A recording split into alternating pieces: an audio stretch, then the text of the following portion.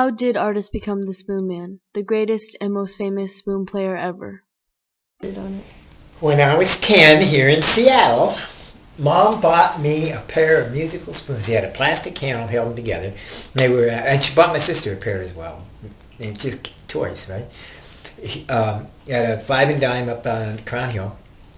I broke mine and took my sister's from her and never gave them back. And I'd play along with I had an Elvis collection. I had, some Latin stuff. I'd play along with anything like that. My mother's swing stuff, anything that had that kind of rhythm that really fit. And I played. I didn't play them as much as I played bongos and sang. I really was about singing. And I don't know, one time in the Navy, and then somebody then, in those years, I was about 11 or so, told me I didn't have to have the handle holding them together. I could just hold two spoons. Well, I never tried it, really.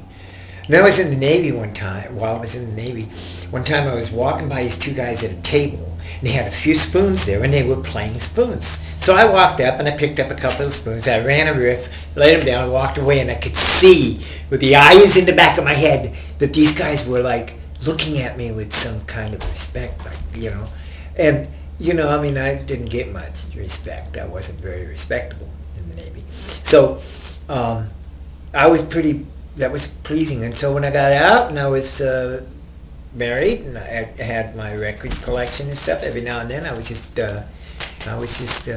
driven to play spoons. The package I had, that spoons came in, said to run them down your fingers for a march rhythm and between your hands. And that was about it. And I met somebody once who said, well, we play in Colorado, and then one of the things we do is palm, biceps, and thighs. So you go like so. And then he says, we also use a mouth. So I did that. And then, of course, I'm a rocker. Along comes the first person I saw do the windmill was Elvis on the movie Jailhouse Rock. And then, of course, Hendrix and Pete Townsend. And I did that with spoons, And then I did this one where I play it in my hands like that. I developed that myself.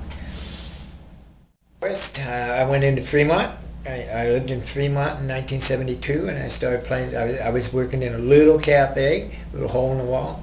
Whenever there wasn't anything happening, I'd play the jukebox, pull out a couple of teaspoons from the tray, and play. And I got sacked because more people were coming to see me than Tommy, and it was his little place. So, but next door were the two bars, and there was another one across the street. It was kind of strange like that.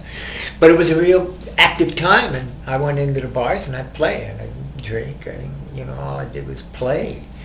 And people liked it, and I just kept doing it. And then one time, I went to see my sister, hitchhiked down to Riverside, California, to see my sister. And on the way back, I went to San Francisco to visit some friends. I didn't have any money.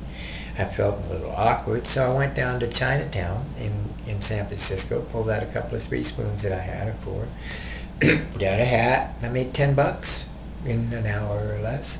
And that's that. That was about 74. I've been living on it ever since, until very recently when I've had some subsidies from the state. But yeah, so I've been a spoon man for 40 years, and been playing over 55. I only ever wanted to be a rock star, and you see how you chuckle? She chuckled. That's what people will do. And I never told anyone till I was old enough and confident enough to just tell it retrospectively. Because you just, you can say, I want to be a fire person, or you want to be a writer, or that wouldn't get so far, but you wanted to work for a newspaper, or you wanted to cook, or what have you. You can say a lot of these things, and nobody's going to laugh. They just support it. Oh, really? That's what you want? You tell them you want to be a rock star.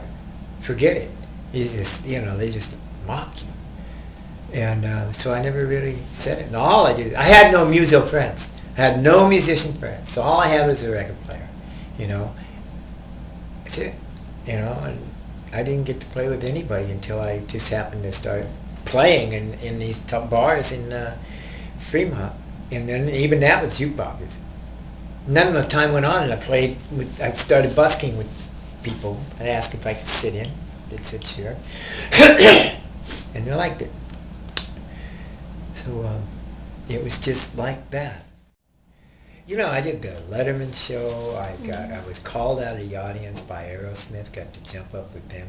But you know, and I played with Soundgarden, who wrote a Grammy Award-winning song that featured me, and it was about me.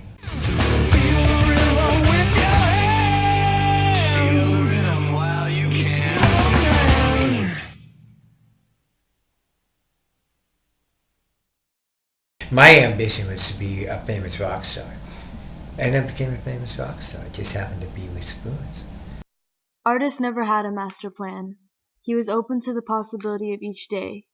He did what he loved, and he found his own path to his dream. Yeah, 100-foot wide, no, maybe, 50-foot wide stage, 30 feet deep.